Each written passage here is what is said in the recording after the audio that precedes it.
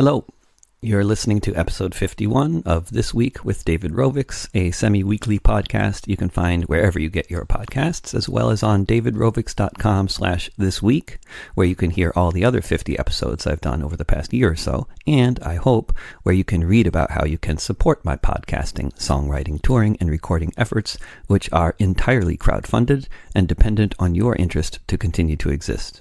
You can also read about that part more directly by going to davidrovics.com/subscribe or by clicking on the CSA link at davidrovics.com, which stands for Community Supported Art. Okay, now this week's missive. I heard some professional musicians on a BBC program talking about how their feelings of self-worth and general contentment in life are directly related to whether or not they're working on a regular basis. By working, they mean playing music in front of an audience, which is what they all do to get by. They were specifically talking about taking time off from touring because of having babies and raising small children.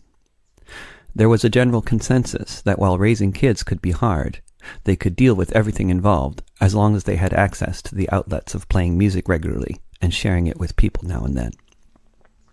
I'm very familiar with this whole thing, being a professional musician with children myself. I took a year off from doing any long tours when my first child was born. At the time, I was probably more focused on the financially disastrous aspects of unpaid paternity leave, but the psychological ones were intense too. It would have been too hard to ply all that apart from the emotionally overwhelming experience of raising a baby, but in retrospect, it becomes clearer that these are different things, separate reasons for feeling small and inadequate. If I had been one of the guests on that BBC show, I probably would have mentioned something about the cyclical nature of this self-worth phenomenon in the course of a typical year for a touring musician. I usually do long tours in the fall and spring, so it's right around February and August that I'm generally in peak panic mode, wondering if this next tour will be the last tour I ever do, since maybe it will only have 10 gigs in it and I'll return home with more debt than I left with. So far, most of the time, in the end, the tour pans out okay, at least since I stopped doing big driving tours around the US, where this was no longer reliably happening. But this time of year, in August, I'm often a bit of a mess, looking at the empty calendar for the next few months, knowing that on the first of each of these months, the landlord will be demanding that I legitimate my existence by forking over yet another hard-earned $1,200. Maybe, I always ask myself in August, it's time to consider another line of work. Actually, this summer, I'm fully engaged in another line of work, running a small cafe with my family, and it is so much more work than I ever thought about. I'm an espresso snob, and I like making good espresso drinks. My family is not big enough to satisfy my daily desire to extract a few more shots and foam at least a bit more milk than I can possibly consume in a day. So when my friend Meta suggested I bring my family to Denmark and run the cafe for a summer, I more or less jumped at the opportunity. I'm glad I did, but I was so naive. There's so much more to running a cafe than what happens, say, during opening hours.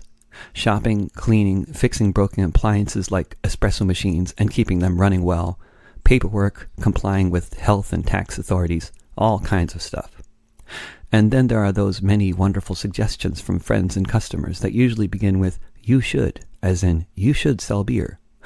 Often it's a suggestion related to things that the cafe should sell that we're not allowed to sell because we don't have the right kind of license for that, such as alcoholic drinks or cooked meals.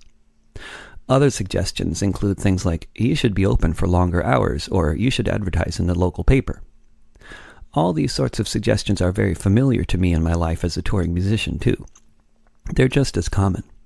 You should play in that venue. They'd love you there. Who is they, exactly? The audience that was at the last gig the person went to at that venue, who they're assuming would show up for my gig there? Or is they the people who organized and promoted that gig, who probably had no association with that particular venue, aside from the fact that they were using it to put on a show? Yes, I generally agree. I should play there. And I leave it at that. In the depth of August, I might be desperate enough to follow one of those suggestions. I have barely any gigs for the fall tour. Maybe they're right. I should just email this venue and see if they want to have me open for that guy. But it doesn't work that way, and I know it. I know a lot of things, because I'm an expert at this, even though in August I generally don't feel expert at much of anything. I'm trying to book a tour, but it's not really working. Maybe all these people who are on vacation are never really coming back from vacation. Maybe they're just pretending to be on vacation because they don't like me anymore. I wrote a song last week about the power of songs to win hearts and minds. I'm a firm believer, but I wrote the song because I was still stewing on a conversation I had with a radio journalist I used to admire who made dismissive comments about music and the role of people like me in public communication, such as radio news and information program. Just songs is the phrase that has been ringing in my head for about a year since that conversation with that particular radio host. So the song is a defensive song, a defense of what I do and why it can be such an effective means of communication. Probably I'm remembering that conversation so much lately because it's August and the fall tour is only in a very skeletal state of existence. Probably by next month I'll be feeling like the expert at public communication and popular education that I am. I remind myself. This is why one of my songs is the centerpiece of Haskell Wexler's last documentary.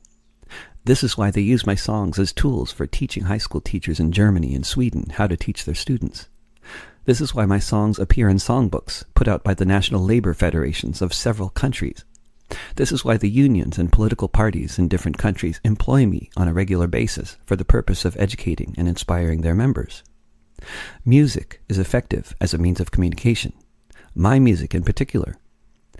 I'll share a message, the sort of message I'm sure all kinds of people in the public communication fields get on a regular basis.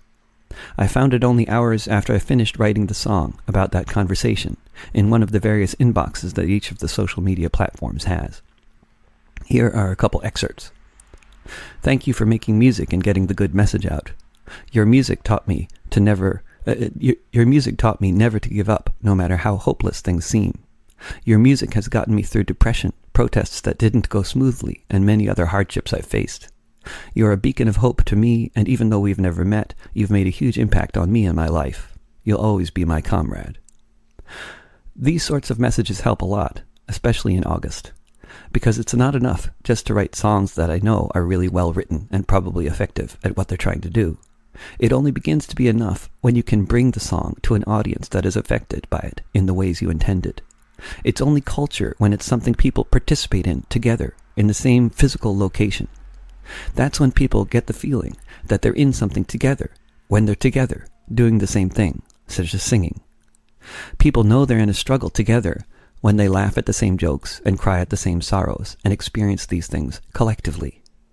These kinds of things have been studied and proven to be true in peer-reviewed publications, incidentally. We are fundamentally social animals. We also hear differently and process information differently when the information is sung. The reason music has been used as a tool for inspiration and education and for fostering a sense of community over the course of millennia by every form of institution that's ever existed, from governments to churches to armies to labor unions, is because it's so effective. But for me to be effective, for me to have a chance at winning hearts and minds, at keeping people involved, to be able to share thoughts about tomorrow with people, I need an audience. Just as with a cafe that barely has any reason to exist from a financial standpoint, you should statements don't actually help. Yes, I'd love to be open longer hours and to hire more staff and to advertise in the paper. I'd love to do all those things as a musician too. This isn't how it works, though, in practical reality. Those staff need to get paid. Advertisements cost money. When this goes out on my blog and in podcast form, I'll undoubtedly get lots of well-meaning messages from people saying, if you come to my town, I'm looking forward to seeing the show. And you should check out this venue. Seriously, this is going to happen. Maybe those people aren't the ones who finished reading the column, but the messages will come. There will also hopefully be a few messages from people who are members of organizations that have budgets, who want to put together a paying gig for me somewhere, for a union, a political party, an arts center, or some other kind of community group. Those are the messages that will once again restore my sense of self-worth, which is tied not just to being able to communicate well, but having access to people with whom I may communicate, in the same physical space, at the same time, somewhere in the world. There is probably a nagging concern, aside from the fact that it's August and all the good folks in Europe who will probably be putting on gigs in various places are still on vacation and haven't gotten in touch yet. Maybe a couple nagging concerns. One is that the social and political structures I used to rely on for touring in the US have since collapsed 3 times, maybe 4, depending on how you measure these things. In Europe, that hasn't happened. Things are much more consistent for many reasons. But the other thing that keeps me up at night is this terrible conundrum. I have noticed that when times are hard, when there are multiple massacres in one day, half the world is on fire and the other half is flooding, fascists are coming to power in major countries around the world, and so on. This is when a lot of people tend to stay home. People don't stick their necks out unless they're feeling optimistic, and at times like these, optimism is scarce. People stay home, which also means they don't go to concerts and they don't organize them. This is, fairly obviously, the opposite of what would be best for everyone. It is in these bleak times that people need community and music more than ever. They just don't tend to realize it. The choir actually needs to be preached to on a regular basis, or it starts singing out of tune. It's not just about winning the hearts and minds of fascists and lemmings, but about dreaming of a better world. And to dream, you must sing. But if that singing is going to involve me, you need to do more than share this message on social media. You need to be involved with an organization or other actual, real social network. Not one that calls itself a social network, but which is actually a social network. And then you need to use this social network to do things like organize events that I sing at. Drop me a line. I'll see you in the streets and in the living room. If you'll gather round me, friends, well-kept ones and split ends, I can tell you about some people who I might have known. They woke up one morn, several nursing their newborn in a little town of earth and stone. As they were waking up, pouring kettles into cups, making fires to prepare to break their fast. The last most of them had seen of the 115 villagers who died beneath the blast. Though I never met the people killed by that fighter jet, I couldn't leave their memories behind. Thus when I am asked why I embrace the task of making songs that we all just give away, I'm busy making ends meet, but I'm not yet on the street, and after almost every concert that I play, when I sing about the moment when rising from their torment 100 years ago they shut this city down. If you weren't in the strike, you might imagine what it was like, the precipice of possibility that seemed to grip the whole town. I think I can remember, make a fire from an ember, and I think that's true of all of humankind. It may be that songs can't change the world, but they can win hearts and minds. Because if there's a location, but it's not your destination, and you'll probably never travel there at all, if you let me paint a picture within the confines of these strictures of what it's like to be looking at that wall, surrounded by the tanks among the angry soldiers' ranks, as an old woman walks to the checkpoint with her shopping bags. If you didn't see the look in her eyes as she shook when the soldier dumped them out, and laughed loudly as he bragged that if anyone assisted, then they have just resisted, and if they tried, they'd meet a fate in kind. It may be that songs can't change the world, but they can win hearts and minds.